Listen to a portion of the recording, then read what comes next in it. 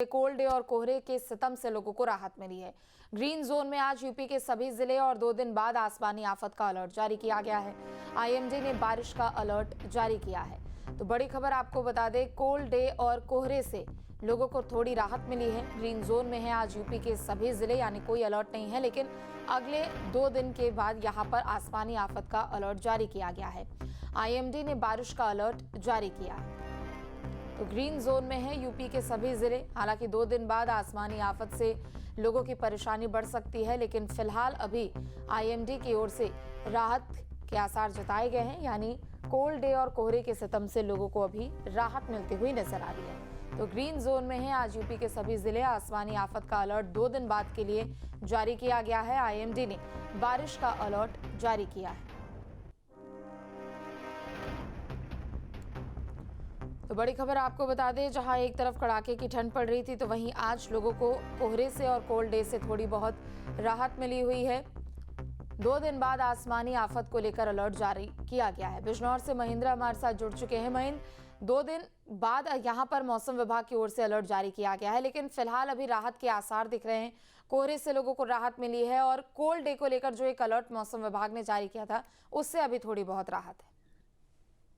जी बिल्कुल, बिजनौर में जो है हालात पिछले 3-4 दिन से ठीक हैं। सुबह और शाम के समय कोहरा रहता है, लेकिन दोपहर में मौसम जो है धूप खिल जाती है, तो मौसम में जो है थोड़ी गर्माहट आती है। लोग जो कड़ाके की ठंड से ठिठुर रहे थे यहाँ, उनको काफी राहत मिली है। और लगातार जो है पिछले 3-4 दिन से ऐसा मौसम है जिससे लोग अपना राहत महसूस कर रहे हैं। और यहाँ पर जो रोजमर्रा की दिनचर्या थी वो एकदम कड़ाके की ठंड से लोगों की बिल्कुल बंद हो गई थी। अब धूप निकलनी शुरू हुई है, तो लोगों ने अपना रोजमर्रा काम करने भी शुरू किए हैं। और बिजनौर के आसपास के जिलों का भी यही हाल है। सहारनपुर और शामली की बात करें तो वहां पर भी पिछले कई दिन से धूप निकलती है दिन में, लेकिन सुबह शाम वहां पर कोहरा रहता है। हाईवे पर जो है लोग चलते हैं, उन वाहन चालकों को काफी थोड़ी समस्या होती है सुबह के समय। वहीं मुरादाबाद और अमरोहा की अगर बात करें तो दिन के समय धूप निकलती है, लेकिन सुबह और शाम में जो है लोगों को काफी दिक्कत होती है, जैसा कोहरा होता है। और वही हाल मेरठ, बुलंदशहर, हापुड़ का भी है, जहां पर दिन के समय थोड़ी धूप निकलती है और सुबह शाम कोहरा है। लेकिन इन जिलों में थोड़ा तापमान जो है कुछ ज्यादा है, तो वहां पर लोग ठंड को कम महसूस कर रहे हैं। लेकिन बिजनौर की अगर बात करें तो बिजनौर पिछले कई दिनों कड़ाके की ठंड पड़ रही थी, ठिठुरन बहुत ज्यादा थी, लेकिन लोगों को यहाँ पर अब इस ठंड के कहर से थोड़ी राहत मिली है। मौसम विभाग कहना कि अगले 2-3 दिन और ऐसा ही रहेगा, लेकिन आने वाले कुछ समय के बाद अभी यहाँ पर बारिश हो सकती है, जिसको लेकर अलर्ट किया गया है। जी। और राजधानी लखनऊ से आलोक भी हमारे साथ जुड़ चुके हैं। आलोक, आपका रुख करते हुए देखिए, फिलहाल तो अभी लोगों को सर्दी से राहत मिली है, लेकिन 2 दिन बाद आसमानी आफत को लेकर अलर्ट भी जारी किया गया है। राजधानी की कैसी तस्वीरें हैं?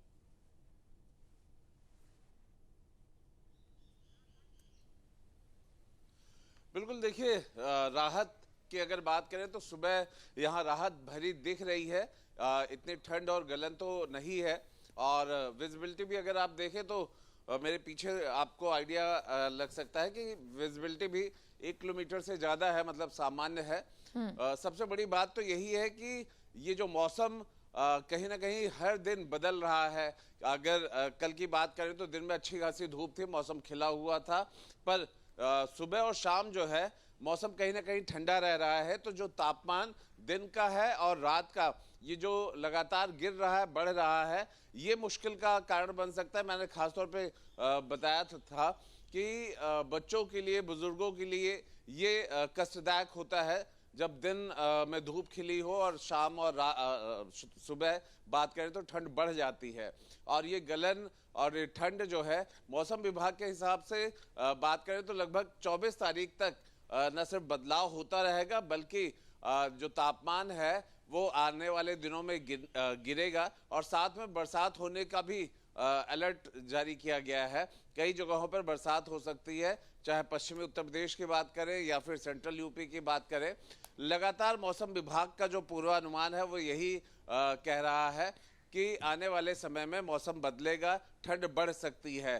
तो जो आज राजधानी लखनऊ की अगर बात करते हैं, राहत नजर आ रही है, लेकिन ये राहत महज कुछ घंटों की हो सकती है, क्योंकि जिस तरह से वेस्टर्न डिस्टर्बेंसेस चल रही हैं या हवाएं पहाड़ों की तरफ से आ रही है, तो मौसम में बदलाव 24 घंटे से 48 घंटे में हो सकता है, जहां पर हम और ठिठुरन या गलन का एहसास कर सकते हैं। जी ठीक है, लौटेंगे आपके पास। महेंद्र, एक बार फिर से आपका रुख करते हुए, देखिए लोगों को राहत जरूर मिल रही है, लेकिन जो प्रशासन की ओर से और नगर निगम की ओर से वहां पर व्यवस्थाएं की गई है वो कैसी अभी नजर आ रही है?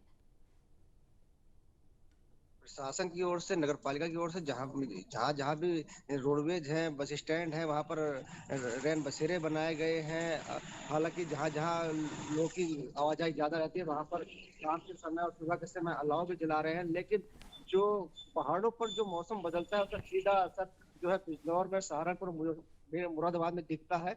जहाँ जैसे वहां पर बर्फ पड़ती है, ठंडक होती है, तो वहाँ की हवा, तेज हवा जब चलती है तो यहाँ पर शीत लहर चलती है, तो उससे लोगों को काफी परेशानी होती है। लेकिन पिछले 3 दिन से यहाँ पर लोगों को राहत महसूस हो रही है। और अगले 24 घंटे तक कृषि अनुसंधान केंद्र नगीना के जो मौसम विभाग है, उनका कहना है कि यहाँ पर जो है 2 दिन तक अभी मौसम इसी तरह रहेगा, लेकिन आने वाले समय में बारिश होगी। पिछले 2 दिन की अगर बात करें तो यहाँ पर पारा जो है अधिकतम 23 और न्यूनतम 5 डिग्री रहा है, जिससे लेकर लोगों को दिन में काफी राहत मिलती है, लेकिन रात के समय वही स्थिति हो जाती है। ठीक है, लौटेंगे आलोक एक बार फिर से आपका रुख करते हुए। देखिए राजधानी में लोगों को राहत जरूर मिल रही है, लेकिन चूंकि सीएम योगी को भी हमने देखा वो समय समय पर अफसरों को आदेश दे रहे थे, आदेशों का कितना ज्यादा अनुपालन हो रहा है?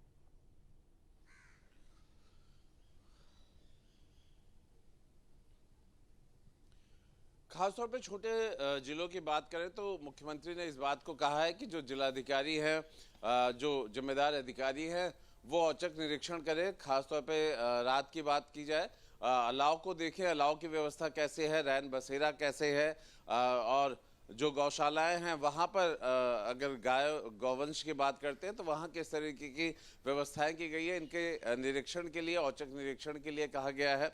और दूसरी बात है कि सरकार इस मौसम से आने से पहले ही समीक्षा के साथ साथ जो बजट होता है जिलों को वो जारी कर दिया जाता है, जिसमें वो इस तरह की व्यवस्था करते हैं, अलाव की बात हो, रैन बसेरे की, और इन सब के साथ साथ लगातार इस बात को मॉनिटर भी किया जाता है कि जो मौसम का परिवर्तन है या जो मौसम के पूर्वानुमान आ रहे हैं उसके लिहाज से आगे कैसे कदम उठाना है। और ठंड आने के साथ ही जो सबसे कठिनाई की चीज होती है होता है कोहरा। इसमें रफ्तार भी धीमी करनी पड़ती है और सड़क दुर्घटनाओं से कैसे बचा जाए या किस तरीके के बचाव के जो तरीके होते हैं उनको बताना होता है। और दूसरा कि मौसम बदलने के साथ, कोहरे के आने के साथ ही जो सबसे ज्यादा कठिनाई होती है वो है सफर करना ट्रेनों में, जो कि घंटों लेट होती हैं। अभी भी अगर हम बात करें तो कल परसों की बात करें तो लंबी दूरी की ट्रेनें देर से चल रही हैं। हवाई जहाज की बात करें तो कई बार डाइवर्ट करना पड़ता है या फिर लेट से टेक ऑफ होते हैं। तो इन सब चीज़ों की वजह से दिक्कत जरूर है, लेकिन कोहरे से कम इस तरफ हम कहें मध्य उत्तर प्रदेश की बात करते हैं तो वहाँ राहत है, वो भी महानगरों की तरफ। लेकिन जो बाहरी किनारे होते हैं गांव देहात और कस्बों में, वहाँ पे कोहरा घना होता है और उसके कोहरे के भी अलर्ट यही है कि बहुत सारी जगहों पर घने कोहरे के आसार है। पश्चिमी उत्तर प्रदेश और पूर्वांचल का वो हिस्सा है जहां पर घना कोहरा लगातार बना हुआ है, वो प्रभावित इलाका है। लेकिन मौसम विभाग का अनुमान यही है कि 22 और 24 के बीच में बरसात हो सकती है, ठंड और गलन बढ़ भी सकती है। जी ठीक है, बहुत शुक्रिया आप दोनों का तमाम जानकारी अपडेट के लिए। आपके मोबाइल पर तुरंत आएगी ब्रेकिंग न्यूज, स्क्रीन पर सबसे पहले दिखेगी बड़ी खबर, देश दुनिया की हर खबर एक जगह। अब आपके मोबाइल पर तुरंत फटाफट इंस्टॉल कीजिए न्यूज नेशन ऐप और रखिए खुद को अपडेट।